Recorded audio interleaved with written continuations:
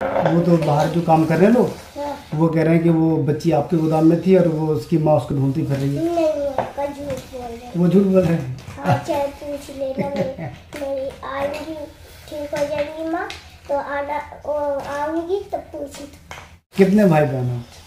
एक भाई, एक मैं बस। एक बहन का शादी हो। आप पढ़ाई कर रहे हो? पढ़ाई करते हैं अंकल, हाई स्कूल पढ़ते हैं ना। हाई स्कूल में? हाँ। आप हाई स्कूल में पढ़ रहे हो? ओ, हाई स्कूल में नहीं पढ़ रहे हैं, और ट्यूशन पढ़ रहे हैं। अच्छा, ट्यूशन पढ़ रहे हो? बेटा आप मांगा मत क्या करो, बहुत गंदी बात है। आ गए अंकल, रोज नहीं आते। हाँ, गंदी बात है मांगना, ठीक है? आप पढ़ाई करो। घर किधर हुआ अपना? अगर मैं घर पे आपके आऊँ देखूँ और आंचल कंपनी जानते हो? आंचल? हाँ, दूध वाली कंपनी, वो वहाँ पर है, गावा चौक से पहले। हाँ। गोदाम जानते हो? गोदाम? गोदाम किसका?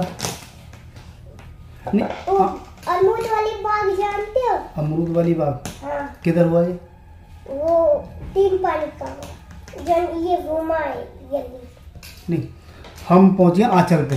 हाँ। आंचल फैक्ट्री ना? हाँ। आंचल फैक्ट्री से पहले एक रास्ता जा रही है इधर को। हाँ। उस रास्ते पे? इस रास्ते में नहीं, इसके रोड के रास्ते पे एक गोदाम नहीं पड़ता है? हाँ हाँ, वहीं पे रहते हैं। अच्छा, तो फिर मुलाकात कैसे हो तुम आपसे? जैसे मैं आपको आपका एडमिशन करा दूँ कहीं पढ़ने के लिए। अंकल जी, मेरा एडमिशन करा हुआ है। हाँ। सरकारी में, प्राइवेट में? माशाल्लाह, आप दिमाग के बहुत अच्छे हो, आप जल्दी पढ़ोगे।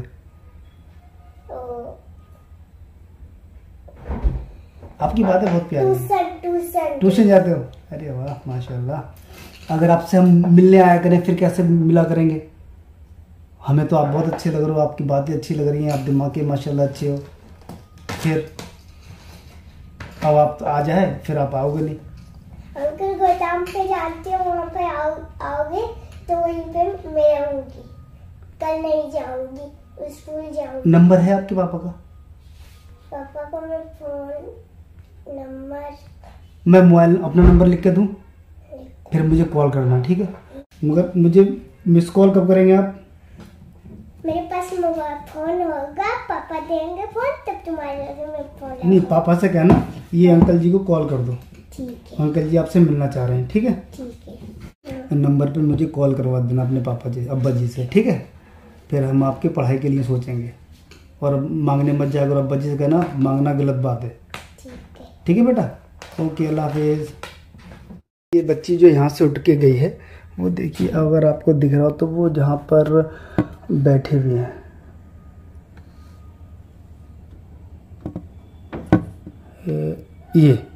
ये बैठी है वो बच्ची अपनी माँ के साथ।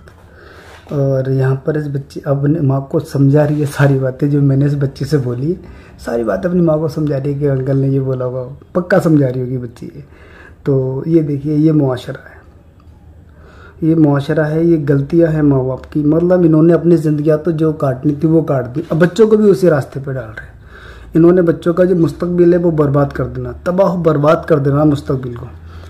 फिर ये नस्लें दर नस्लें सिर्फ यही मांगने का काम चलता है। बड़ी एक्टिव है माशाल्लाह, बहुत अच्छा बात करके लग रहा था उससे, मगर अफसोस ये है कि इस बच्ची का मुस्तकबिल अगर यही रहा तो बर्बाद है। अब ये जो पैसे इसको दिए, इसने वहाँ जाकर अपनी माँ को दिए। अब हमें पढ़ाई करते हुए दिखना, ठीक है?